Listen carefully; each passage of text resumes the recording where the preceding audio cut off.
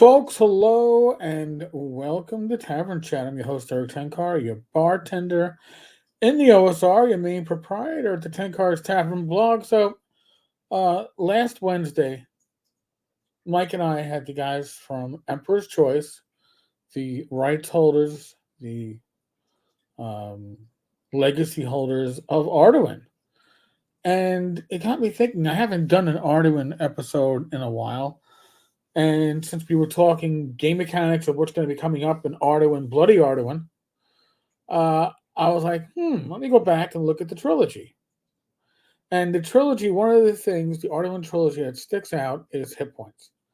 And what does hit points stick out? Well, because the hit points your character starts with are pretty much what they continue with. I mean, classes, all but I think Star Mage gets like extra hit points, but the warrior classes get one every level. The clerical priestly classes get one every 2 levels, and I guess thieves and magic users like types every 3rd level, and only one, not a die, one. So hit points are much lower, much smaller, and they don't necessarily increase all that much with leveling. And as it stands right now, I think in Bloody Arduin it won't even increase. But now there's another game that did that from back in that time. Okay, that was Gamma World First Edition. But Gamma World, you rolled your hit points based upon your constitution. I believe they were d8s. But if you had an 18 constitution, you rolled 18 d8s and added them up. And if you had a 3 constitution, you rolled 3d8 and added it up. And that was your hit points, period. Which, obviously, average character has constitution of 10. Average roll would be a 4.5. So the average character has 45 hit points. That means that you can take a licking and keep on ticking, right? It also means that new characters can adventure with more experienced characters because that power shift isn't as huge, right? Like, we all have heard the stories, the horror stories, right? It's like, oh, I went to join for me, it was a new group, but it was an established group which had its own players, and they all had an established group, and I had to start with the first level character, and they were all 6th and 7, and I couldn't do anything, and I had to hide from combat because it was going to kill me. That's a problem, right? Now, Dave commented on his hit point system. A few of the players, most notably those of the Monty Hall variety. I love the fact that we were calling it Monty Hall even back then. With 150th level paladins that carry blaster swords after 2 weeks of play and have plus 100 armor, have screamed, "My high level characters will all die. They'll go from 500 hit points to 55. Your system stinks." Well, you can't please everyone. Nor did Dave try to do so any longer.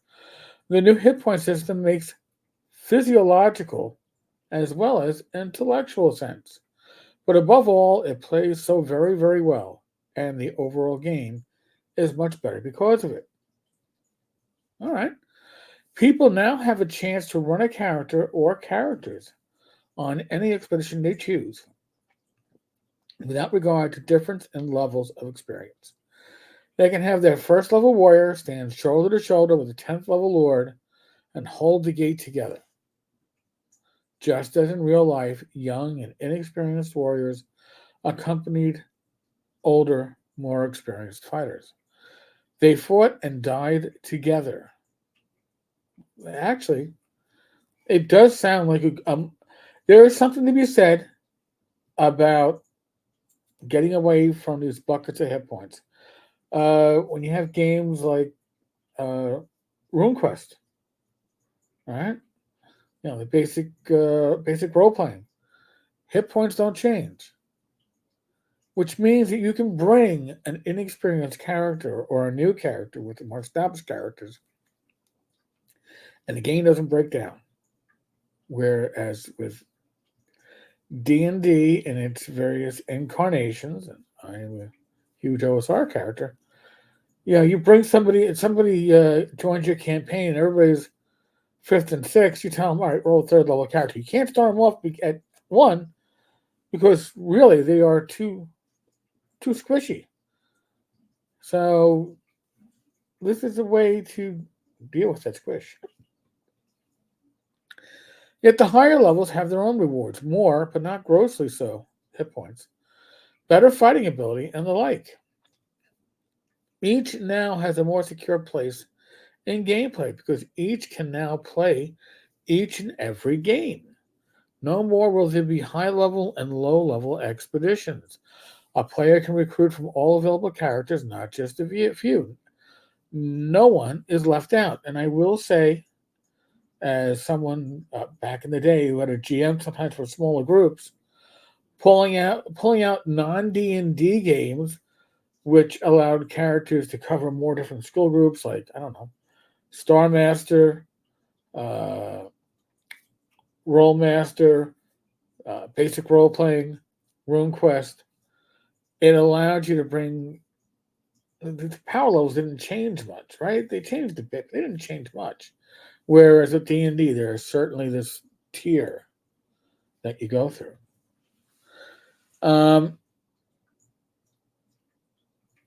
The danger of death is equalized for all, no matter how high level a character becomes. No more will there be characters practically unkillable because of their hundreds of hit points. In some cases, warriors had triple the hit points of the dragons they faced. I never saw that. All right, but I did see characters start hitting triple digits as with hit points in my earlier days of gaming, and they were damn near invincible. Who were virtually demigods. Those days are over if you use the new hit point system. Game test it. I'm sure you'll appreciate its fairness and playability. After all, it was over 3 years in the making. Arduin Bloody Arduin, they're aiming for, I believe, 2025. It's got a little bit more playtesting to go through. I would love to see where they're at now. From what I can gather from talking to Dave and George, it seems like they're going back to the roots of Arduin, which is cool. That's what a lot of us want. Because, and thanks to the guys at Emperor's Choice, I have readable versions of Arduin because I just had the originals and I can't read that anymore. It's just too damn small. But I want to go through the trilogy again and start picking out pieces because there are certain things that may be very useful as they bring us the new iteration of Arduin, the new edition. So, folks, on that note, tell me what you think. What's your experience with Arduin? Did you actually get a chance to play it? I never did. I've always heard about it. I didn't own it until my later years. But it is something that we always heard whispers of, but we were East Coast, and Arduin was pretty much West Coast. Strange to think that where you lived adjusted as to how you play the game. Comment, like, subscribe.